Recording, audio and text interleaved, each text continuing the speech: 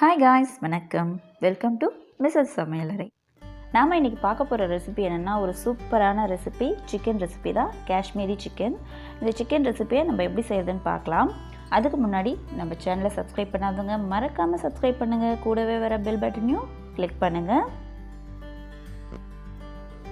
First இந்த Kashmiri chicken செய்கிறதுக்கு ஒரு மிக்சிங் பவுல் எடுத்துக்கலாம். அதில் நான் இன்றைக்கி 1 கிலோ சிக்கன் எடுத்திருக்கேன். எல்லா சிக்கனையும் இந்த பவுலில் சேர்த்துக்கலாம். நான் லெக் பீஸ் எடுத்ததுனால இது மாதிரி கோடு போட்டு எடுத்து வச்சுருக்கேன். அப்போ தான் அதில் மசாலா ஊறும்.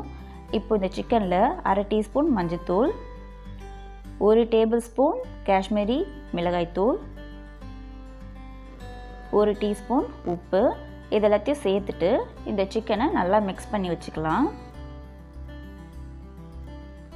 இந்த உப்பு, மஞ்சத்தூள், மிளகாய்த்தூள் எல்லாமே கறியில் நல்லா மிக்ஸ் ஆகணும். அந்த அளவுக்கு நல்லா கலந்து விட்டுக்கோங்க. சிக்கன் எல்லாத்தையும் நல்லா கலந்து விட்ட அப்புறம் இது ஒரு மூடி போட்டு ஒரு 1/2 மணி நேரம் அப்படியே ஊற வச்சிடலாம். டைம் இருந்துச்சுன்னா 1 ஹவர் கூட ஊற வச்சுக்கோங்க. ரொம்பவே நல்லதாக இருக்கும்.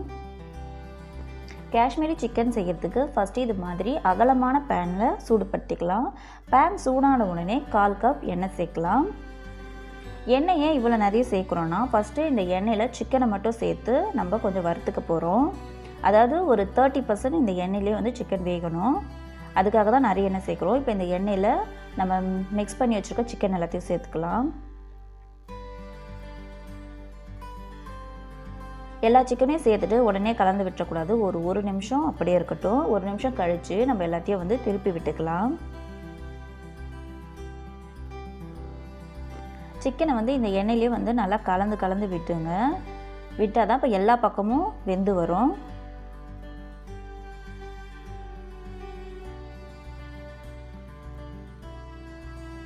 இது நான்ஸ்டிக் பேனில் செய்கிறதுனால இது ஒட்டாமல் வரும்.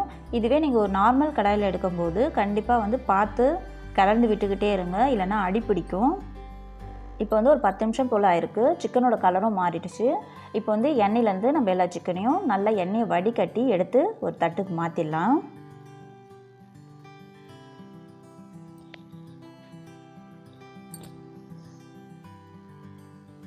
எல்லா சிக்கனையும் இப்போ எடுத்தாச்சு.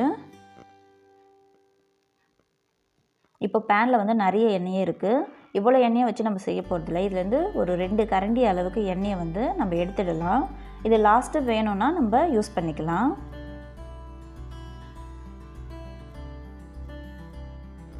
இப்போது இந்த எண்ணெயே போதும். இதிலே நம்ம 3 வெங்காயத்தை பொடியாக கட் பண்ணி சேர்த்துக்கலாம்.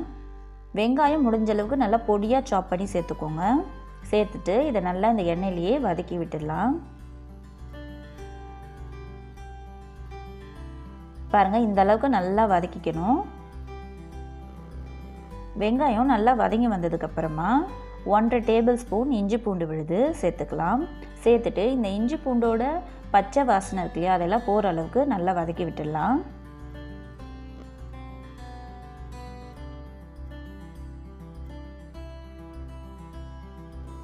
இந்த இஞ்சி பூண்டோட பச்சை வாசனைலாம் போனதுக்கப்புறமா தக்காளி சேர்த்துக்கலாம். நான் 4 தக்காளியை நல்லா அரைச்சி வச்சுருக்கேன். அதை இது கூட சேர்த்துடலாம்.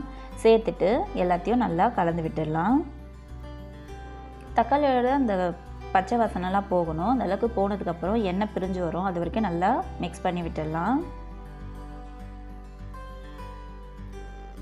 இந்த தக்காளியோட பச்சை வாசனைலாம் போய் அந்த எண்ணெய் பிரிஞ்சு வந்ததுக்கப்புறமா நம்ம மசாலாலாம் சேர்த்துக்கலாம். 1 டேபிள் ஸ்பூன் மிளகாய்த்தூள், 2 டேபிள் ஸ்பூன் தனியாத்தூள், 1/2 டீஸ்பூன் மஞ்சள் தூள், 1/2 டீஸ்பூன் கரம் மசாலா. இது எல்லாத்தையும் சேர்த்துட்டு இதோட அந்த பச்சை ஸ்மெல் போகணும். அந்த அளவுக்கு இந்த எண்ணெயிலே நல்லா வதக்கி விட்டுருங்க. இந்த மசாலாலாம் நல்லா மிக்ஸ் ஆகி வரட்டும். அது வரைக்கும் நல்லா கலந்து விட்டுக்கலாம். கலந்து விட்டதுக்கப்புறமா அந்த கலரே கொஞ்சம் சேஞ்ச் ஆகிருக்கும். இந்த அளவுக்குனா இருக்கணும். அது வரைக்கும் கலந்து விட்டதுக்கப்புறமா கொஞ்சமாக தண்ணி சேர்த்துக்கலாம். தண்ணி சேர்த்துட்டு இந்த கிரேவிக்கு தேவையான அளவு உப்பு சேர்த்துடலாம். நம்ம ஆல்ரெடி சிக்கன்லேயும் உப்பு சேர்த்துருக்கோம். அதனால் பார்த்து சேர்த்துக்கோங்க. சேர்த்துட்டு இது எல்லாத்தையும் நல்லா ஒரு வாட்டி மிக்ஸ் பண்ணி விட்டுடலாம். இதெல்லாம் நல்லா மிக்ஸ் பண்ணதுக்கு அப்புறமா நம்ம இது ஒரு மூடி போட்டு மூடி ஒரு 2 நிமிஷம் மிதமான சூட்லேயே இருக்கட்டும்.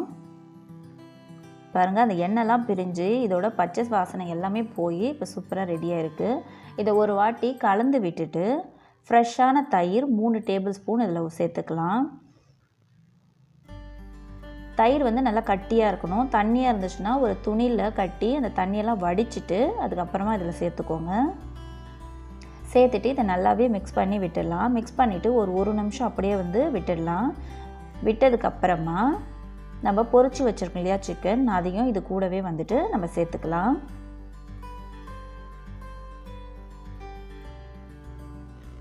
எல்லா சிக்கனையும் இந்த கிரேவி கூட சேர்த்துட்டு இந்த கிரேவி வந்து இந்த சிக்கனோட நல்லா வந்துட்டு மிக்ஸ் ஆகணும். அந்த அளவுக்கு மிக்ஸ் பண்ணிக்கோங்க.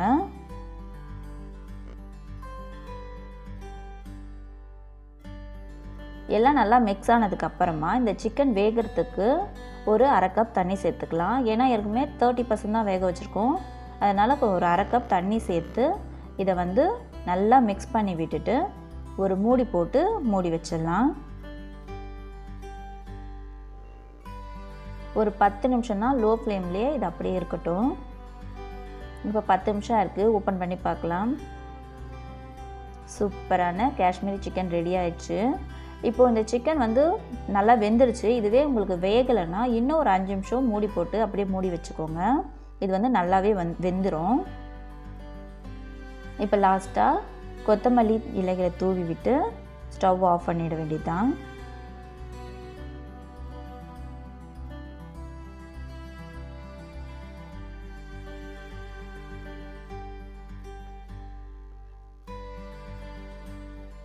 இப்போ இந்த சிக்கனை ஸ்டவ்லேருந்து இறக்கிட்டு இதை வந்து நம்ம தாளிக்கலை. அதுக்காக நம்ம எடுத்து வச்சுருக்கலாம் எண்ணெய். அந்த எண்ணெயிலேருந்து 1 டீஸ்பூன் எண்ணெய் சேர்த்து அதில் 1/2 டீஸ்பூன் சோம்பு, ஒரு 2 துண்டு பட்டையை சேர்த்து தாளித்து இதில் சேர்த்துட வேண்டியது தான். சூப்பரான காஷ்மீரி சிக்கன் நமக்கு ரெடி ஆகிடுச்சு. இந்த வீடியோ உங்களுக்கு பிடிச்சிருக்கும்னு நினைக்கிறேன். பிடிச்சிருந்தால் லைக் பண்ணுங்கள், ஷேர் பண்ணுங்கள், கமெண்ட் பண்ணுங்கள். கூடவே நம்ம சேனலை மறக்காமல் சப்ஸ்கிரைப் பண்ணுங்கள். தேங்க்ஸ் ஃபார் வாட்சிங்.